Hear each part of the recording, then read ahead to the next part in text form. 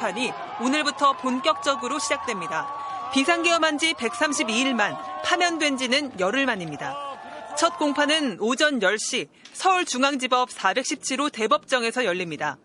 검찰이 증인으로 신청한 조성현, 김형기 두 계엄군 지휘관에 대한 신문이 진행될 예정입니다. 본청 안으로 들어가라. 국회의원을 끌어내라. 이렇게 했단 말입니까? 그렇습니다. 내부로 들어가서 의원들을 끌어내라. 담을 넘어가라. 그다음 국회 본청으로 진입하고 국회의원을 끌어내라는 임무를 받았습니다. 이들에게 국회의원을 끌어내라고 지시한 맨 윗선이 윤 전 대통령이라는 게 검찰 수사 결과입니다. 윤 전 대통령 측은 앞서 두 차례 준비기일에서 혐의를 모두 부인했습니다. 첫 준비기일 때 출석한 윤 전 대통령은 법정에서 별다른 말이 없었는데 윤곽근 변호사는 윤 전 대통령이 직접 진술할 계획은 없다고 했습니다. 법정안 촬영을 불허한 재판부 결정을 두고 논란은 커지고 있습니다. 앞서 이명박, 박근혜 전 대통령 사건 재판부는 국민 알 권리와 사건의 역사적 의미를 이유로 촬영을 허가했는데 윤 전 대통령만 예외로 한 겁니다. 윤곽근 변호사는 인권 보호 등을 고려해 결정한 것 아니겠냐면서 재판부 결정에 동의한다고 했습니다. 다른 피고인들과 달리 지하주차장을 통해 비공개 출석할 수 있도록 허용한 법원 결정도 논란입니다.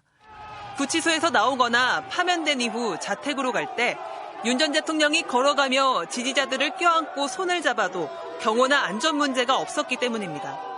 내란 우두머리 혐의로 수사기관과 법원에 오갈 때 언론이 촬영한 윤 전 대통령 모습은 체포 직후 이때가 유일합니다. 결국 윤 전 대통령이 원하는 영상만 언론에 공개되고 있는 셈입니다. MBC 뉴스 조희환입니다. 국민의힘에선 오세훈 서울시장에 이어 유승민 전 의원이 당의 반성과 변화가 없다고 쓴소리를 하면서 대선 후보 경선 불참을 선언했습니다.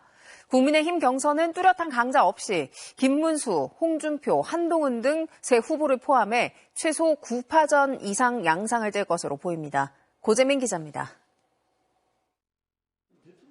국민의힘 유승민 전 의원이 당내 대선 후보 경선 불참을 선언했습니다.